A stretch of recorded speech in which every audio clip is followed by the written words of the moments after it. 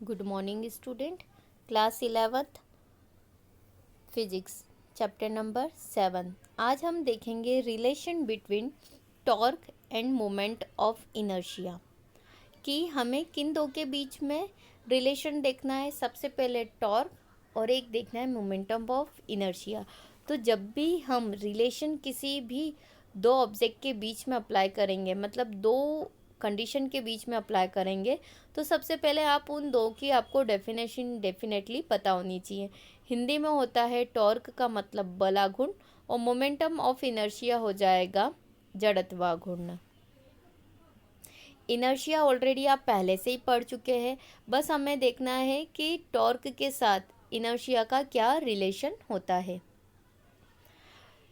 तो टॉपिक क्या हो गया? Relation between torque and momentum of inertia, बल आघूर्ण और जड़त्व आघूर्ण के बीच में संबंध। आपको स्क्रीन पे एक इमेज दिखाई दे रही है, 3D में इमेज है, राइट। अब हम टॉर्क की बात कर रहे हैं तो डेफिनेटली जो भी मोमेंट होगा एज अ रोटेशनल मोमेंट होगा, राइट। अगर हम देखें कि ये आपका क्या है, ओरिजिन पॉइंट हो गया है, यहाँ से एक फैला ऑब्जेक्ट है m1 जिसकी वेलोसिटी कितनी है, v1 है, और ये रोटेशनल फॉर्म में मूव हो रहा है। तो यहाँ से इसकी जो डिस्टेंस है वो क्या हो जाएगी, r1। अगर रोटेशनल फॉर्म में कोई भी ऑब्जेक्ट मूवमेंट करता है तो हर एक पॉइंट से उसकी वैल्यू कैसी रहती है, इक्वल रहती है। तो यहाँ पे फर्स्ट पार्टिकल के लिए अगर हम बात करें तो फर्स्ट पार्टिकल के लिए ऑब्जेक्ट का मास कितना हो गया, m1, और उसकी वेलोसिटी कितनी हो गई, v1, और उसकी डिस्टेंस कितनी है, r1। एज इट इज़ अगर हम सेकेंड पार्टिकल की बात करें तो उसका मास हो गया m2, उसकी वेलोसिटी हो गई v2, और उसकी रेडियस मतलब जो डिस्टेंस है वो कितनी हो गई, r2। ऐसे ही हम थर्ड पार्टिकल की बात करें तो थर्ड पार्टिकल के लिए ऑब्जेक्ट का मास हो गया m3, उसकी वेलोसिटी हो गई v3, और उसकी रेडियस इट मीन्स उसकी डिस्टेंस हो गई r3। और ये डेफिनेटली कैसे मूव हो रहा है, रोटेशनल फॉर्म में। This is called omega, angular form में रोटेट हो रहा है। As the body is rigid, हमने सपोज कर लिया है कि ये जो हमारी बॉडी स्ट्रक्चर है वो कैसी है, रिजिड है। एंगुलर एक्सिलरेशन अल्फा, मतलब अगर एंगुलर एक्सिलरेशन, एक्सिलरेशन को किससे डिफाइन करते हैं, ए से। लेकिन अगर कोई भी ऑब्जेक्ट रोटेशनल फॉर्म में होता है तो उसमें जो एक्सिलरेशन कैस होगा वो कैसा होगा, एंगुलर। मतलब एक होता है linear acceleration, this is called, मतलब उसको हम बोलते हैं लीनियर एक्सिलरेशन, उसको डिफाइन करते हैं ए से। लेकिन एंगल के फॉर्म में जो होता है उसको हम करते हैं अल्फ़ा से। तो यहाँ पे अगर हम अल्फ़ा की मतलब रोटेशन की बात कर रहे हैं तो यहाँ पे जो भी एक्सिलरेशन होगा वो एंगुलर एक्सिलरेशन होगा, और यहाँ पे हम डिफाइन करेंगे आर से, right. Of all the particles of the body is the same, मतलब जितना भी एंगुलर एक्सिलरेशन है वो कैसा है, सेम है। However there linear acceleration of the particles from the axis, मतलब अगर ये देखें तो ये सब क्या है, लीनियर, लेकिन रोटेशनल फॉर्म में देखिए तो एंगुलर के फॉर्म में कन्वर्ट हो जाएगा। If a1 a2 a3 an are the respective linear acceleration of the particle, ये सभी क्या है, लीनियर एक्सिलरेशन है, a1 a2 a3, राइट। तो a1 इक्वल्स टू कितना हो जाएगा, r1 into alpha, a2 equals to कितना हो जाएगा, r2 equals to alpha, a3 equals to कितना हो जाएगा, r3 इक्वल्स टू अल्फ़ा।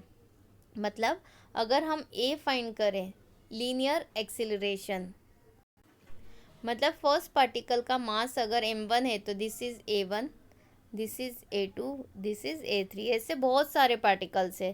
तो यहाँ पे a का मतलब क्या हो जाएगा कि ये जो डिस्टेंस है, डिस्टेंस कितनी है हमारे पास, r1, और यहाँ पे एक्सिलरेशन कितना है, अल्फ़ा।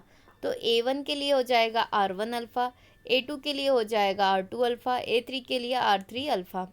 लेकिन अगर फोर्स अप्लाई करें हम उन पार्टिकल्स पे तो Newton second law of motion क्या होता है, एफ इक्वल्स टू ए में, राइट।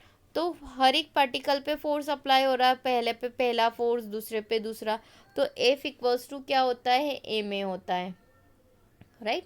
तो F1 equals to m1 m1 हमने एज इट इज़ रखा, लेकिन a1 की प्लेस पे हमने ये वैल्यू पुटअप कर दी, r1 alpha, right. Moment of this force about the axis of rotation, अब ये एक्सिस ऑफ रोटेशन हो रहा है डेफिनेटली, तो कितना हो जाएगा, अगर एक बार ये रोटेट हो रहा है किस केस में, r1 के रिस्पेक्ट में, तो एक और R1 का हमने मल्टीप्लाई करा, मतलब F1 into R1 rotation form में हो रहा है, तो कितना हो जाएगा M1 R1 का स्क्वायर अल्फ़ा। अब सिमिलरली जैसा हमने एक पार्टिकल के लिए करा, ऐसा हम सारे पार्टिकल्स के लिए करेंगे। तो मोमेंट ऑफ इनर्शिया कितना हो जाएगा हर एक पार्टिकल्स के लिए, m2 r2 square alpha, m3 r3 square alpha, ऐसे ही mn rn स्क्वायर अल्फ़ा। अब torque acting on the body, हर एक एलिमेंट जिसका जो सम होता है टोटल, वो क्या कहलाएगा, टॉर्क, क्योंकि रोटेशनल फॉर्म में क्या अप्लाई हो रहा है, फोर्स।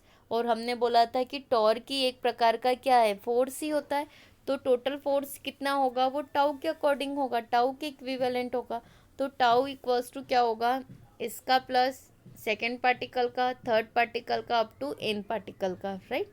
अब इसमें से क्या कॉमन आ रहा है, इन सभी में से क्या कॉमन आ जाएगा, फर्स्ट इक्वेशन में से हमारे पास अल्फ़ा कॉमन आ गया, अल्फ़ा लिख दिया।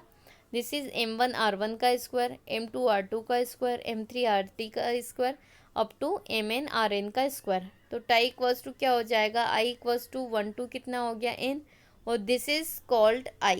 ये क्या है हमारे पास, moment of inertia M R square. M R square जो होता है वो आई के इक्विवेलेंट होता है, मतलब आई इक्वल्स टू फॉर्मूला होता है एम आर स्क्वायर, ये फॉर्मूला होता है। तो इसकी प्लेस पे हमने क्या पुटअप कर दिया, आई, तो टाउ इक्वल्स टू क्या हो गया, आई अल्फ़ा। तो ये हो गया हम दोनों के बीच में रिलेशन, टाउ और मोमेंट ऑफ इनर्शिया के बीच में क्या हो गया, रिलेशन हो गया। लेकिन अगर हम सपोज कर ले कि अल्फ़ा की वैल्यू कितनी है 1, तो टाउ टाउ इक्वल्स टू कितना हो जाएगा, आई। लेकिन मतलब अगर अल्फ़ा हमारे पास 1 है तो ये दोनों कितना हो जाएगा, टाउ इक्वल्स टू आई हो जाएगा। बट हमारा रिलेशन क्या कहलाता है, tau equals to I alpha. Thank you.